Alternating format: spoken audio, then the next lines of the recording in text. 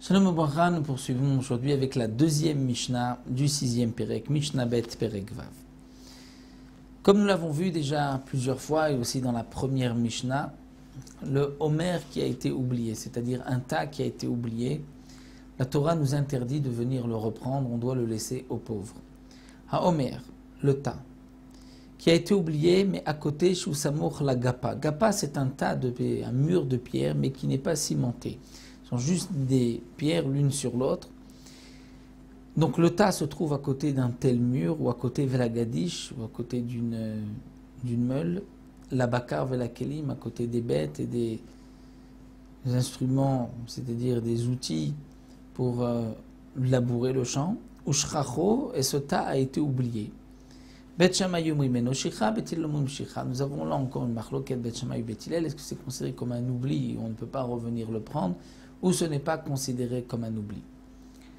Quelle est la raison de leur marloquette? Le Barthénora nous explique que, étant donné que ce tas se trouve à côté de quelque chose, d'un mur, même s'il n'y a pas de ciment, ou à côté d'une meule, ou à côté des outils pour labourer le champ, le propriétaire ne l'a pas oublié. Il va s'en rappeler, étant donné qu'il y a quelque chose d'important qui se trouve juste à côté, un mur. Pour Bet Hillel, non, il est oublié.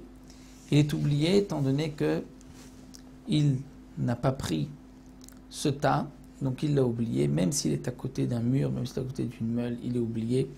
Ça, c'est la raison de Bet Hillel. Le Barthénora nous rapporte une autre explication.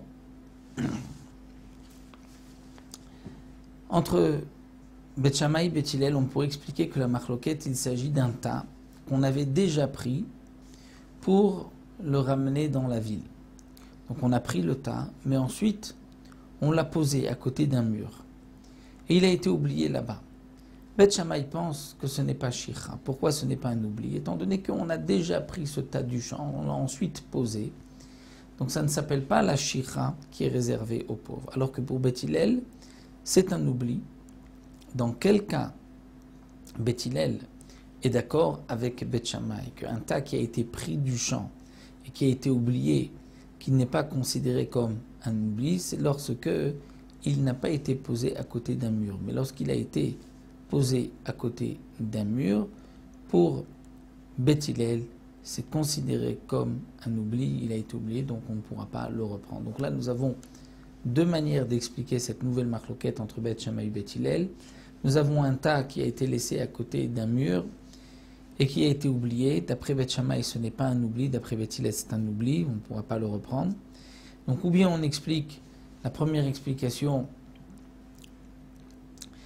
que nous avons vue, c'est que c'est un tas qu'on n'avait pas touché, mais qu'on avait laissé à côté d'un mur. Donc pour Bet Shammai, il n'est pas oublié, étant donné qu'il y a quelque chose de précis, de grand, un mur, il va s'en rappeler.